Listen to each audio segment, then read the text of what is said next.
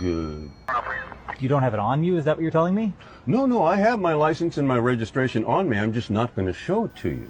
La pire des situations possibles. Là, le mec, il est super sympa et tout, mais il a quand même un outil pour te flinguer si jamais t'es pas trop sympa avec lui. En fait, quand t'es policier, le problème, c'est qu'il faut toujours partir du principe que le gars que tu contrôles, il peut partir en cacahuète et il peut commencer à essayer de te flinguer. Nom de Dieu.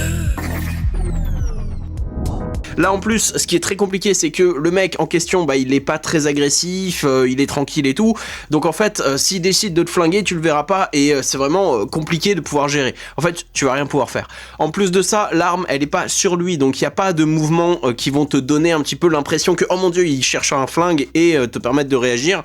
Là, le truc, il est en l'air. Donc en fait, même si tu lui dis monte les mains, en fait justement, tout est calculé par rapport à ça. C'est pour ça que l'emplacement de l'arme, elle est parfaite pour un gredin, parce qu'en fait, il a juste à monter les mains et hop, il chope l'arme et il a juste à tirer. En fait, l'angle il est déjà bon, donc en fait en tant que policier là, t'as juste à prier pour que le mec il fasse rien, parce que t'auras aucune possibilité de réagir correctement. En plus, on est aux États-Unis, souvent les policiers ils sont tout seuls dans le véhicule, donc là le mec il aura le temps de le flinguer, de se barrer tranquillement. C'est pour ça que plus t'es nombreux, mieux c'est, et c'est pour ça que c'est intéressant si t'es 2, 3 ou autres, en fait en triangle, t'en as un autre qui va pouvoir passer de l'autre côté et voir justement l'arme peut-être plus facilement, même si ça reste quand même très complexe.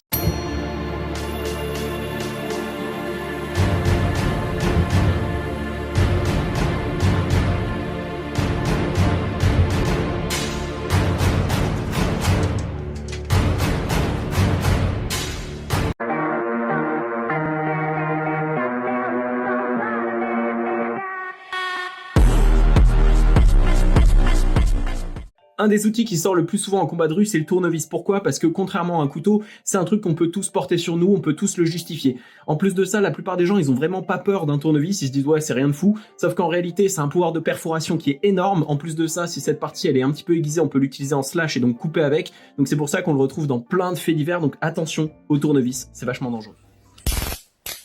Wow.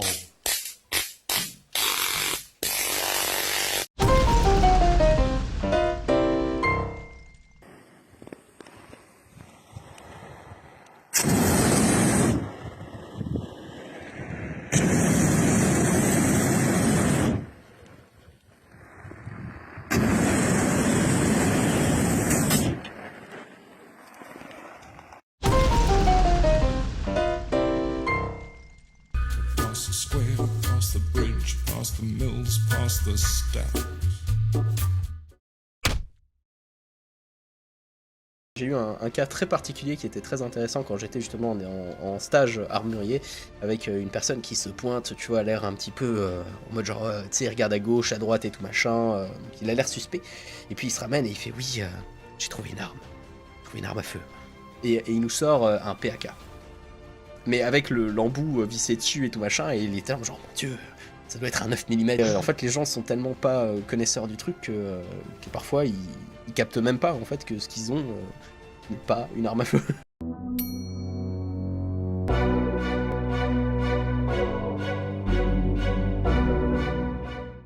Qu'est-ce qu'il faut que tu prennes quand tu vas en soirée? Moi je te conseille l'épée à une main et demie, l'épée bâtarde. Pourquoi? Parce qu'en fait c'est vraiment l'idéal entre une épée trop longue comme la Claymore ou une épée à une main avec un bouclier. C'est vite chiant au quotidien, tu vois, t'es en train de boire ton verre, tu sais pas où tu fous ton bouclier. Donc ce truc c'est génial, franchement. En plus l'avantage contrairement à un katana c'est que c'est ultra résistant, donc même si ça coupe pas, tu peux défoncer la gueule des mecs. En plus si le gars il a une armure, tu peux utiliser cette partie là en fait et tu vas venir tabasser le gars avec. Donc franchement c'est génial, c'est pas trop lourd, ça va, on s'habitue. Moi je te conseille de la porter pas dans le dos, ça c'est complètement n'importe quoi, mais plutôt au niveau de la taille comme ça, histoire de si tu peux avoir une armure en plus parce que t'as de la moulaga, vas-y lâche-toi, déjà l'épée faut avoir de la thune, et sinon si vraiment t'es pauvre et que t'es en mode galère, tu prends une lance, un bout de bois avec un bout de métal au bout, ça marche extrêmement bien. Dans la rue, t'es toujours armé, t'as toujours ton téléphone portable sur toi, et en plus de pouvoir appeler les secours, tu peux l'utiliser en impact tool. Admettons, genre imagine t'es en train d'attendre le bus, t'es sur Instagram et tout, et tu te fais défoncer la gueule par un mec, il suffit de le prendre en prise marteau et de venir taper sur ce qu'on appelle la vision, respiration, mobilité. C'est les 3 zones importantes. Avec le téléphone, tu vas taper vision, donc directement au niveau de l'œil. Ça va te permettre tout simplement d'empêcher le gars de voir. Bien entendu, tu vas pas que utiliser ton téléphone. Quand on a une arme, on va utiliser tout le reste de son corps, donc par exemple les coudes. Donc t'es ici, tu donnes ta frappe ici, c'est cool. rien ne t'empêche de venir taper avec le coude, de venir taper au génital, etc. On est en self-défense, on n'est pas en combat de boxe, donc le but c'est de pouvoir utiliser toutes les possibilités qu'il y a sur toi. T'as un stylo, t'as un téléphone, t'as tout, même une poubelle, tu lui balances dans la gueule. Le but c'est de survivre, c'est le seul objectif, de t'en sortir, de rentrer chez toi vivant. On n'est pas là en mode genre ah ouais je suis un guerrier MMA, truc machin, truc, non, t'es juste là pour survivre, ok?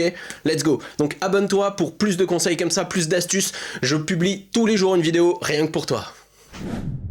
Deux mecs dans un train, qu'est-ce que tu prends pour te défendre? Kubotan, taser, point américain ou un Guardian Angel? Choisis.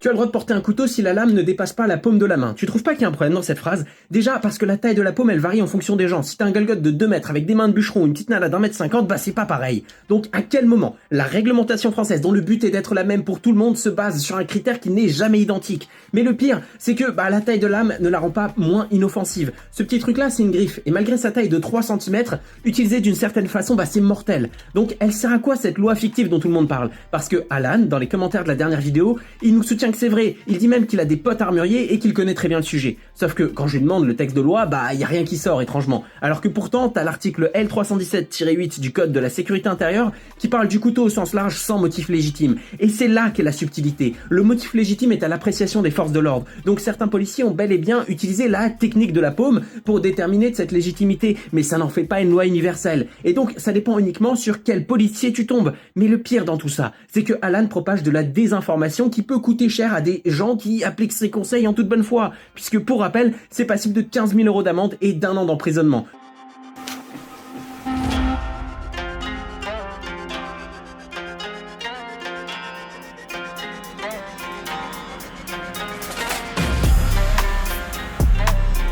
Niveau lacrymogène, moi ce que je vais te conseiller c'est plutôt ce genre de modèle. Déjà celui-là il est cool, on est sur Saber Red. Saber Red c'est une marque qui est très très connue.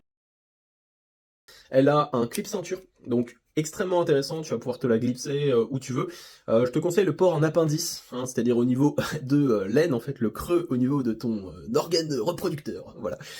Donc c'est plutôt cool parce que ça va te permettre de pas l'avoir dans une poche, etc. Et donc c'est plutôt, voilà, faut juste s'entraîner à faire le dégainé, donc ça c'est toujours intéressant. Moi je te conseille aussi, si possible, si les finances sont bonnes, de prendre au moins 2 lacrymogènes pour voir un petit peu comment elle fonctionne quand tu appuies sur la queue de détente, et surtout une fois qu'elle est vide, et ça va te permettre de driller, de t'entraîner, tu vois, genre je la sors, boum, je fonctionne, etc. Comment ça marche, tu vois.